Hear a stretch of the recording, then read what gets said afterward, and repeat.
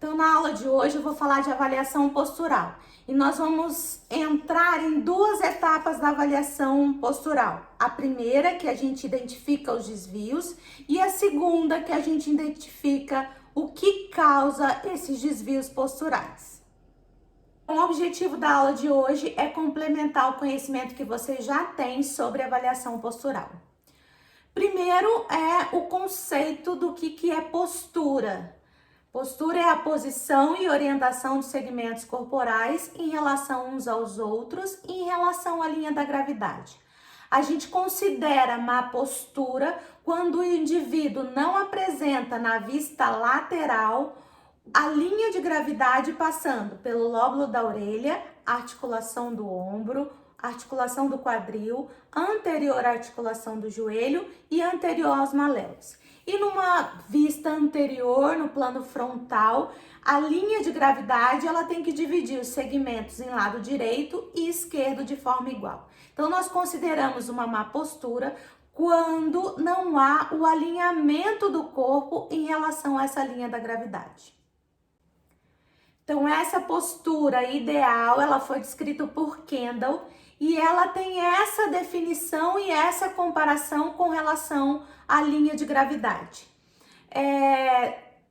Existe uma postura ideal? Todas as pessoas vão apresentar essa postura ideal? A resposta todo mundo já sabe, não. Essa postura ideal é muito difícil de encontrar. Porém, se o meu paciente apresenta alguma dor em alguma região do corpo, eu tenho que observar este alinhamento corporal, porque este alinhamento corporal está relacionado com a distribuição de carga nos diferentes segmentos corporais. Então, é necessário uma observação de como está a distribuição de carga em diferentes segmentos corporais para observar ou relacionar essa dor à postura dele. E nós sabemos que diferentes fatores alteram a postura.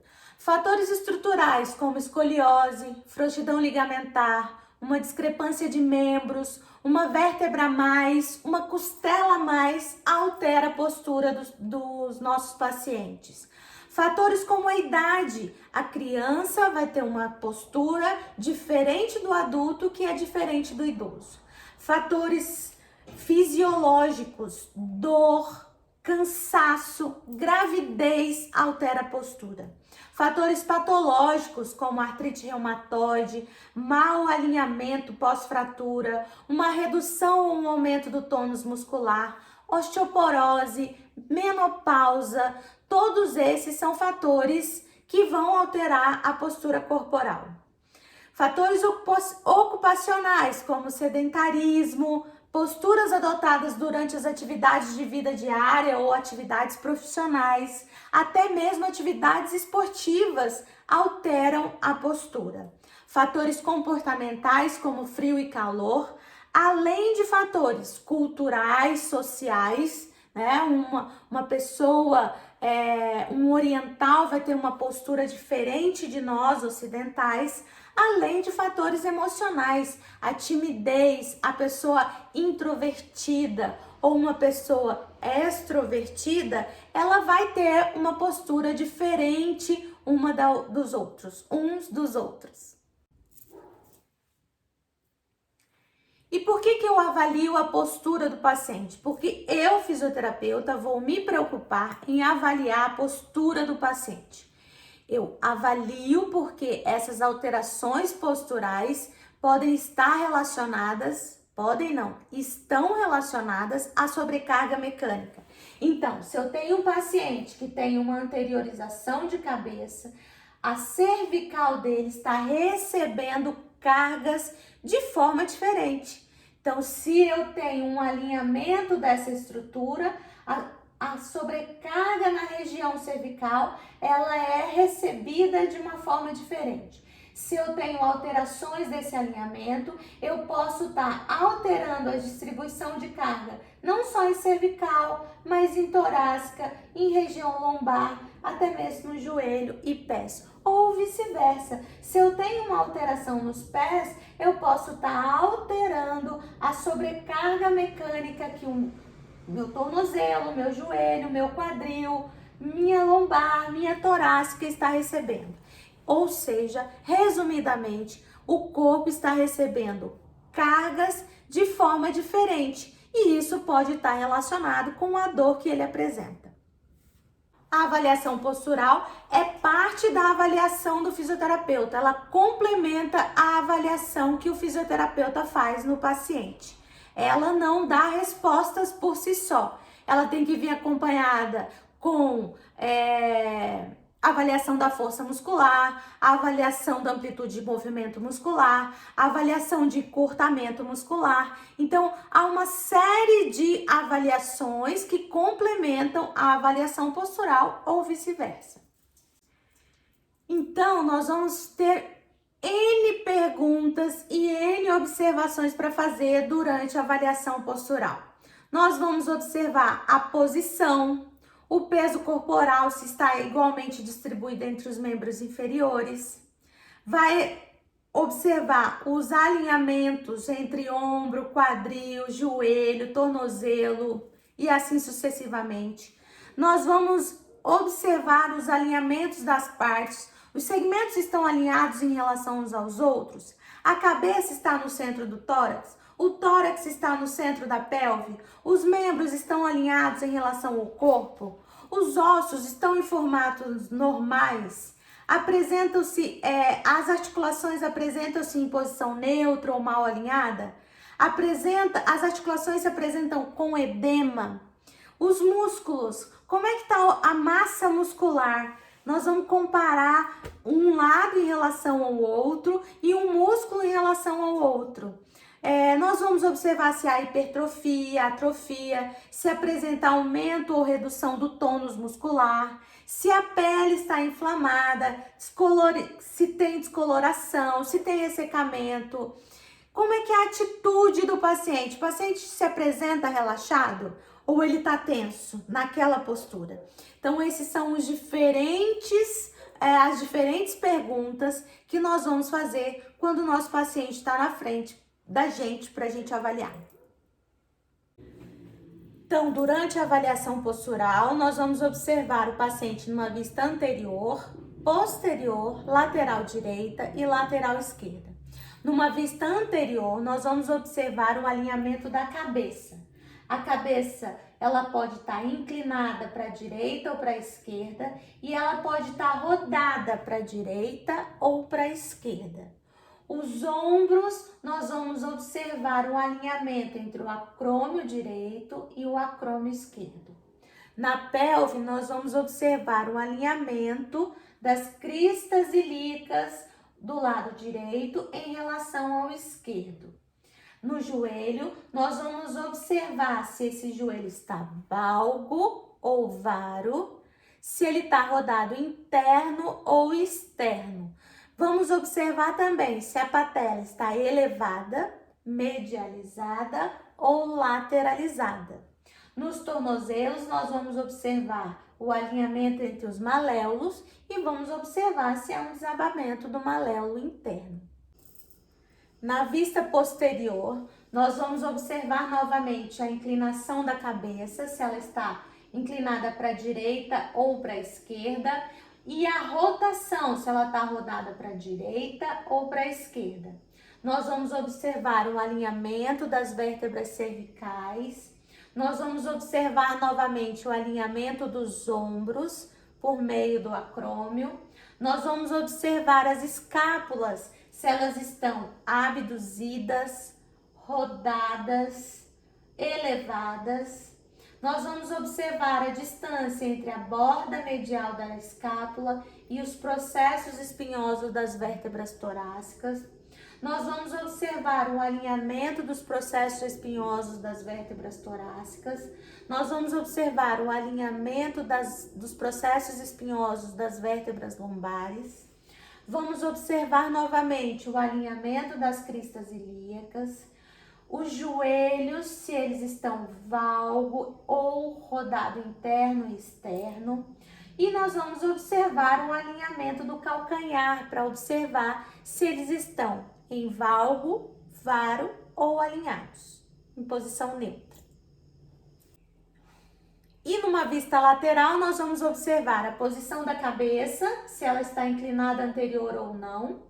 Nós vamos observar o alinhamento da cervical, torácica ou lombar, em busca de hiperlordose ou retificação cervical e lombar, ou em busca de uma hipercifose torácica ou uma retificação. Na pelve, nós vamos observar a inclinação, se ela está inclinada anterior ou posterior, ou seja, se ela está em anteroversão ou retroversão. Nós vamos observar o alinhamento sacral, se ele está mais horizontalizado ou mais verticalizado. Nós vamos observar o joelho, se ele está em genuflexo ou recurvado.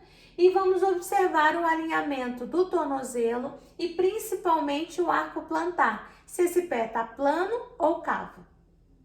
Além dos desalinhamentos em cada segmento corporal e como identificá-los, eu vou falar também quais músculos estão causando essas alterações.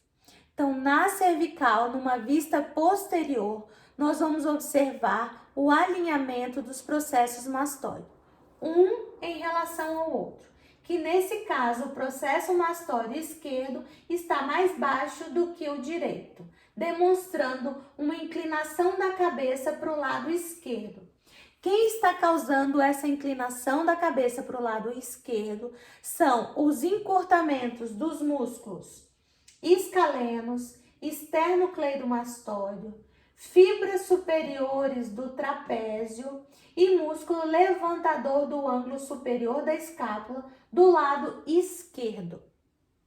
Ainda numa vista posterior, observando os processos mastóides, nós vamos observar a rotação da cabeça, se ela está rodada para o lado direito ou para o lado esquerdo.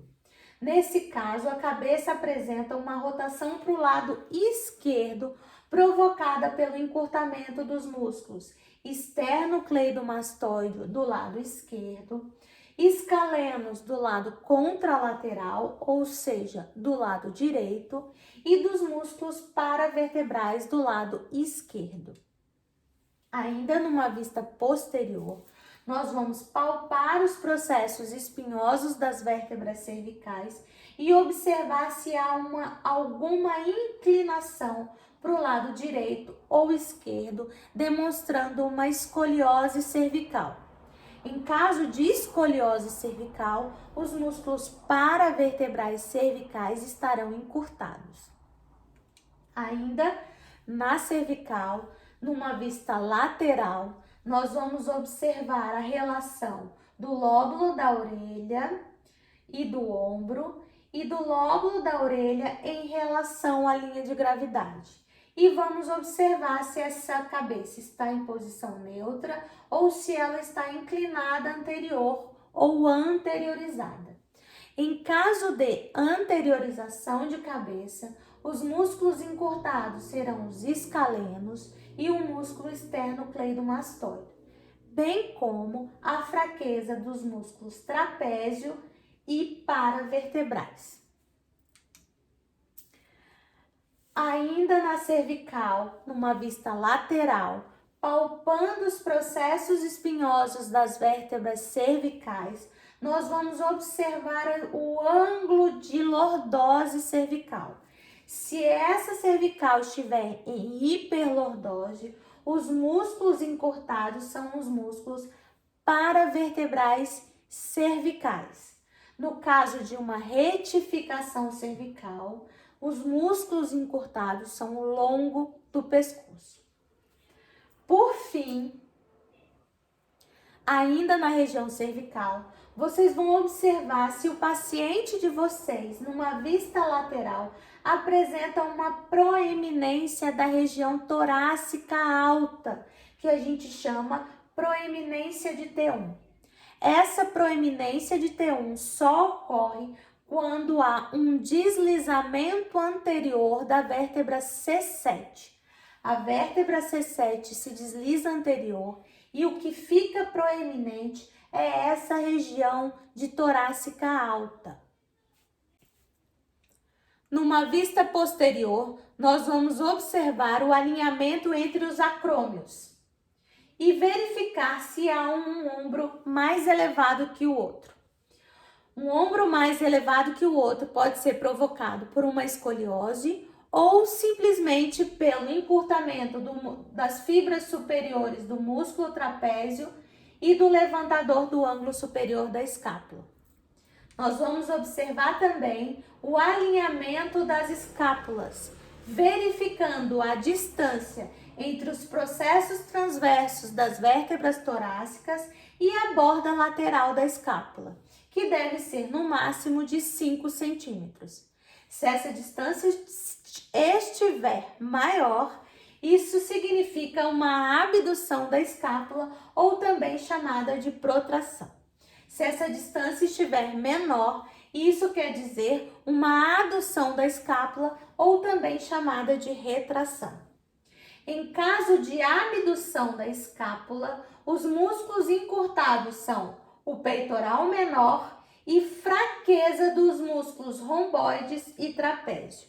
Em caso de adução da escápula, os músculos encurtados são os romboides.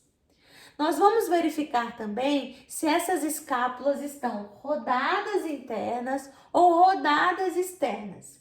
Em caso de rotação interna, os músculos encurtados são as fibras inferiores do trapézio, romboide menor e serrátil anterior. No caso de rotação externa, os músculos encurtados são as fibras superiores do músculo trapézio e do romboide maior. Numa vista posterior, nós vamos observar também o alinhamento do braço. Se esse braço estiver rodado internamente, isso significa um encurtamento dos músculos subescapular, peitoral maior e redondo maior. Numa vista posterior, nós vamos observar o alinhamento dos processos espinhosos das vértebras torácicas e lombares e verificar se esse paciente apresenta uma escoliose. Em caso de escoliose, que é sempre classificada pelo lado da convexidade, que neste caso a convexidade é à direita, isso significa encurtamento dos músculos multifídeos e rotadores da região da escoliose. Numa vista lateral, nós vamos observar o alinhamento dos processos espinhosos das vértebras torácicas e verificar se essa torácica está alinhada, ou seja, se apresenta uma cifose normal ou se apresenta uma hipercifose. Uma hipercifose pode ser causada por uma retração do sistema suspensor do diafragma, que é uma rede facial que nós temos na região anterior do tronco. Ou pode ser causada por uma alteração da estrutura óssea, o que a gente chama de acunhamento das vértebras torácicas. O que seria esse acunhamento? É quando temos o corpo da vértebra anterior menor que o corpo da vértebra posterior.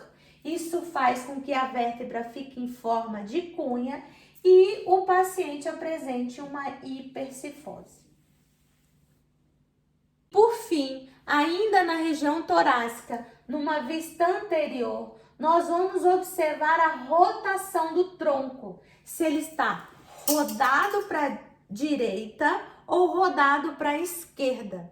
Numa rotação do tronco para a direita, nós vamos ter alguns músculos encurtados.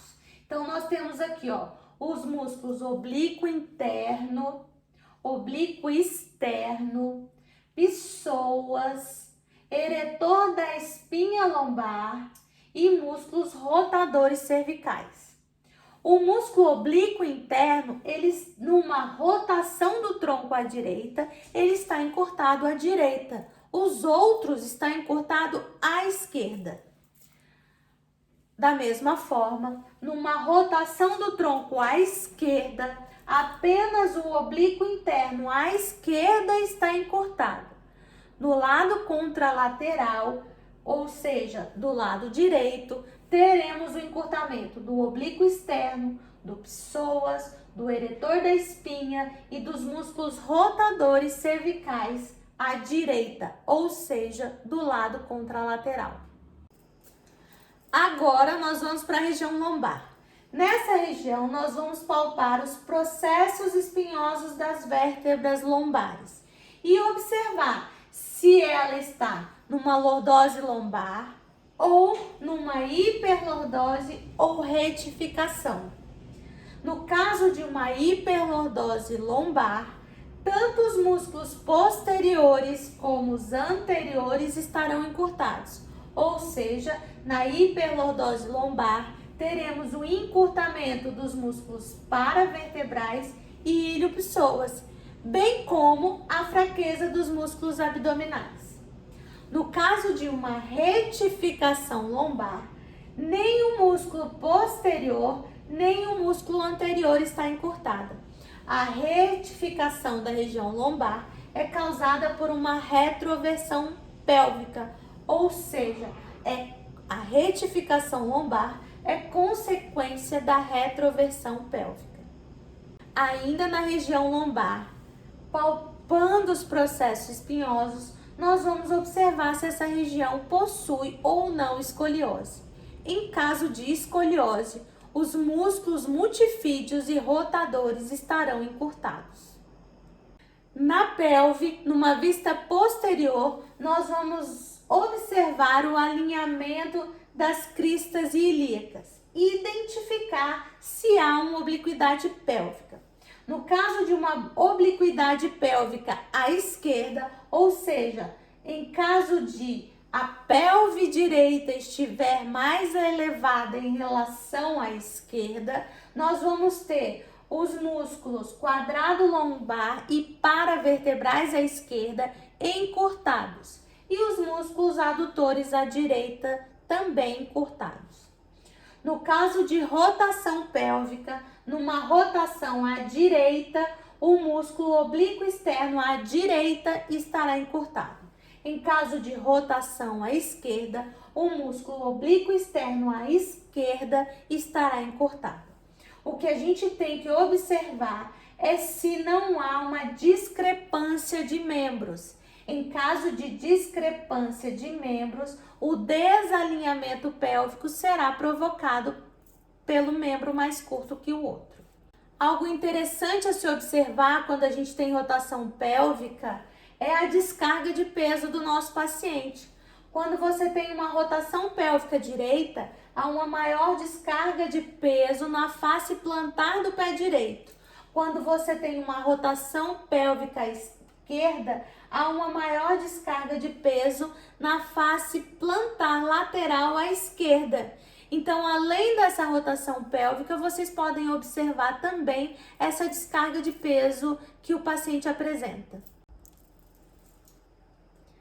Na inclinação pélvica, você vai ter uma espinha ilíaca antero-superior mais alta de um lado em relação ao outro. Isso pode ser provocado tanto pelo encurtamento dos músculos paravertebrais e quadrado lombar do lado mais alto, como também da fraqueza do glúteo médio desse lado mais alto. A fraqueza do glúteo médio deste lado faz com que a pelve caia do lado contralateral.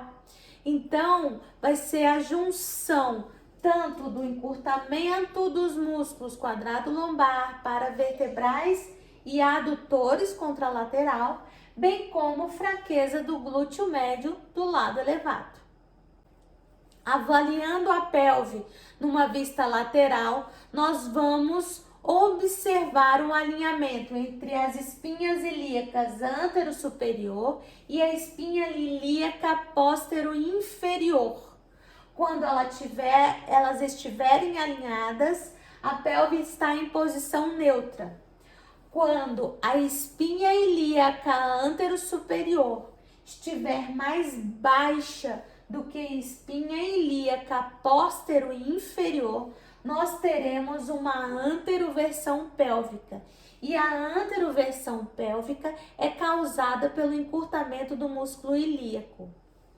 Quando nós temos uma espinha ilíaca antero-superior mais alta do que a espinha ilíaca póstero-inferior, nós teremos uma retroversão pélvica.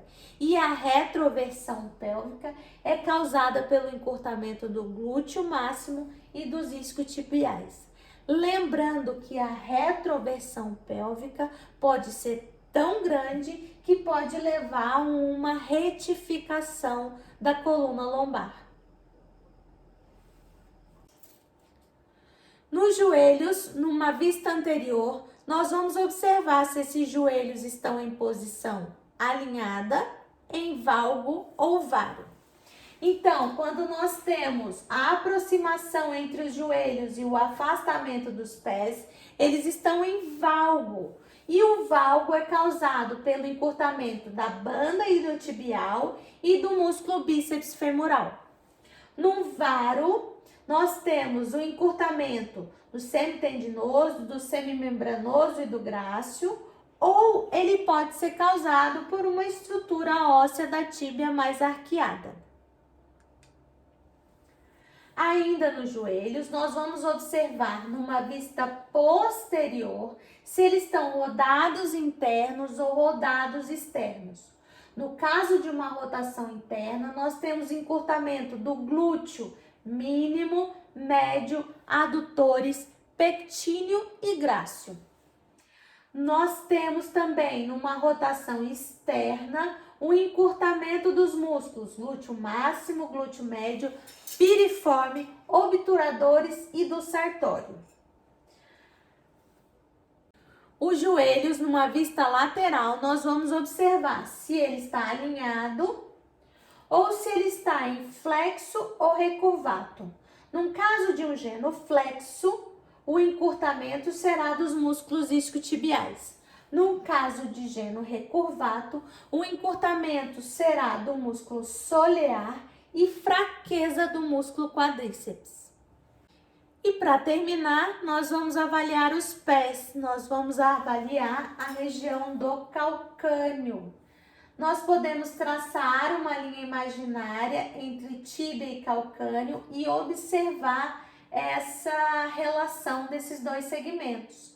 Ou traçar uma linha imaginária no maléolo medial e observar a distância dessa linha imaginária com relação ao calcâneo. Quando essa distância dessa linha imaginária com relação ao calcâneo for maior internamente, esse calcâneo é valgo. Quando essa linha imaginária for maior, tiver uma distância maior entre o maléolo lateral e o calcâneo, esse calcânio é varo. Então, estou falando duas formas de avaliar um calcânio valgo ou varo. Primeira, pela linha imaginária entre tíbia e calcâneo. Segundo, traçar outra linha imaginária do maléolo medial ao chão, do maléolo lateral ao chão. Quando eu tenho essa linha imaginária do maléolo medial ao chão maior, valgo. Se essa linha imaginária do maléolo lateral ao chão for maior, calcânio varo. O calcânio valgo é causado por fraqueza de tibial anterior e tibial posterior. O calcânio varo é encurtamento do músculo solear. Ainda nos pés, nós vamos observar o arco plantar. O arco plantar, ele pode estar normal, ele pode estar desabado ou ele pode estar excessivo. O desabado se chama pé plano, o excessivo se chama pé cavo. No pé plano, nós vamos ter fraqueza dos músculos da planta do pé e frouxidão ligamentar. Uma atenção deve ser dada à rotação do tronco, porque a rotação do tronco pode fazer com que o arco plantar se desabe. Nós temos que observar no pé cavo que ele terá encurtamento dos músculos da planta do pé e da fáscia plantar. No mesmo caso do pé plano, nós precisamos observar a rotação do tronco e ver se há alguma relação. Temos que observar também se esse pé está rodado externo ou rodado interno. No caso de uma rotação externa excessiva, por que excessiva? Normalmente nós já paramos em rotação externa. Isso ocorre para que nós tenhamos mais equilíbrio. Se essa rotação externa maior que 7 graus, então essa rotação do pé gira em torno de 7 graus. Se tiver maior que 7 graus, teremos um encurtamento dos músculos rotadores externos do fêmur. O problema está lá no quadril e da banda iliotibial. No caso de uma rotação interna do pé, novamente temos que olhar para o quadril. Os rotadores internos do fêmur podem estar encurtados. Bom, pessoal, essa aula de hoje é uma aula muito extensa e com muitos detalhes. Ela foi embasada nesse livro de avaliação postural. Então, quem tem interesse no assunto, eu indico esse livro. E é uma aula que vai servir de embasamento para os tratamentos posturais que vocês vão aprender nas aulas seguintes. Espero que tenham gostado. Até a próxima!